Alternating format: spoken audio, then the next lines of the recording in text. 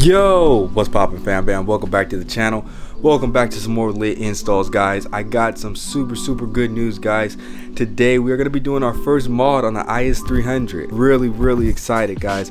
I've been waiting so long for all the parts to get in, trying to get the right prices and everything has finally worked out. Everything is here and we're gonna get straight into it. Now, if you guys watched my last video, I didn't show you any of the interior on both of the cars. That was for good measure. I want you guys to follow along with me through the process as we do this build step by step. And yeah, guys, so I'm gonna show you guys the interior and show you what's going on in there. Lily wanted to say hi, guys, real quick before we check this out. Say hi, mama. All right, guys, so let's open up this interior so you guys can get a good look. Excuse the stuff on the dash. It's sitting outside right now, so I don't want any of the sun to damage the dash and everything. You guys know how 90s JDM cars go. See if I can get a clear shot for you guys. No! God, please, no! No! No! No!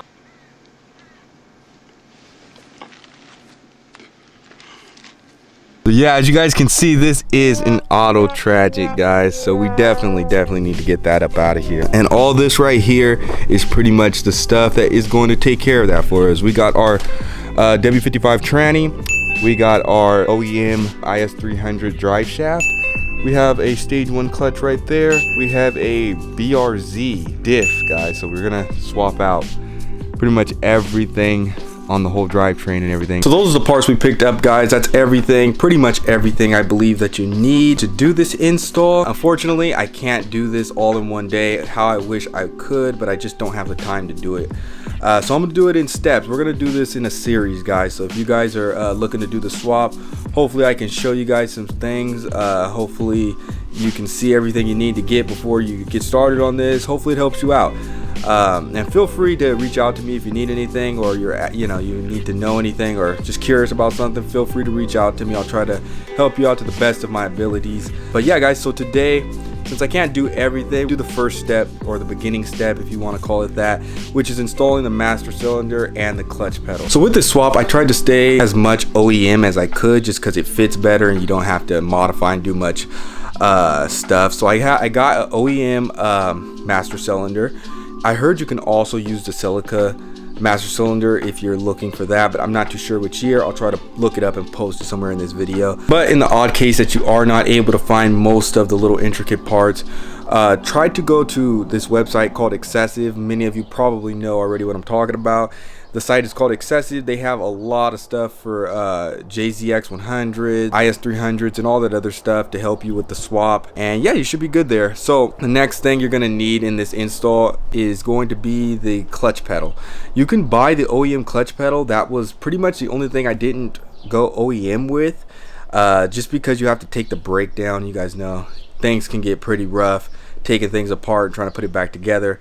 So I didn't even want to bother with that. I found Excessive, seeing that it's a pretty quick and simple install. It doesn't require you to take down the brake. It kind of just mounts on its own, you know, in the up there in that cabin. So I went with that choice, and we're going to install that today. The Excessive clutch pedal and the OEM master cylinder. I got a clutch line also from Excessive, but I'm not going to install that just yet until, you know, the transmission and everything is going. But that is the job today, guys. Get the master cylinder installed and the clutch pedal. Also, I almost forgot, the very important step is to cut that big, ugly, long pedal that's in there. You guys know. So there basically is two ways you can do this. I seen one guy just go straight at it without taking the pad off, cut it and shape it. It looked okay. Not the way I'm going to do it today. I'm going to take the pad off and just cut, you know, the bare pedal behind it. And I bought OEM iS300 pads, pedal pads and everything, brand new to install, and it should look nice after that. So keep your fingers crossed and let's get straight into it.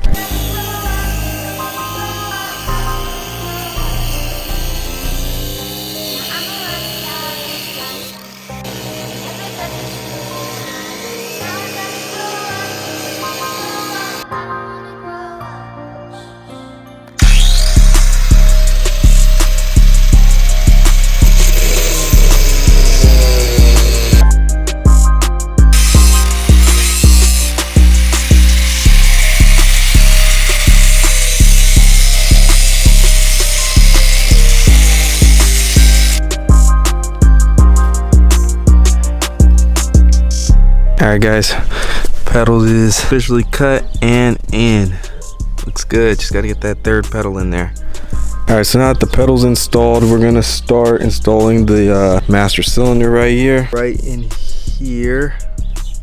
Right in it goes right there.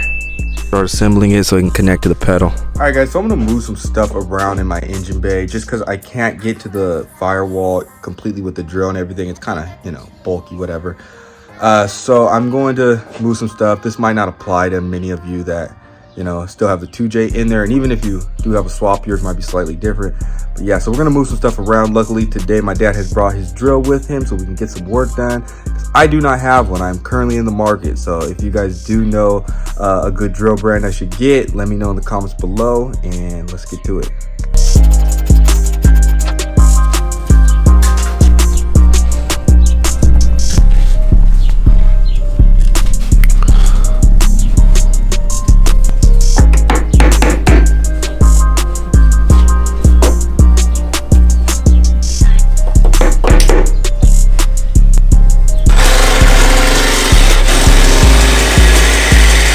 Alright, so if you go inside the car, you pop this little outline thing out. Pretty much supposed to come out so you can drill all the way through, but I'll show you guys the hole that we just got done tapping through.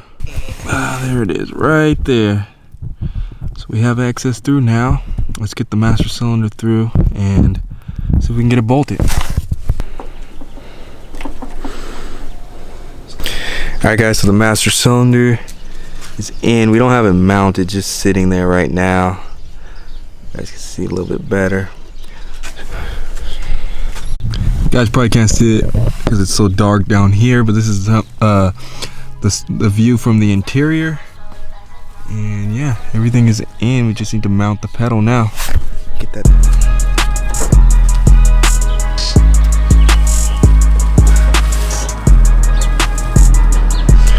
Alright guys, so after a long period of time, master cylinder is in.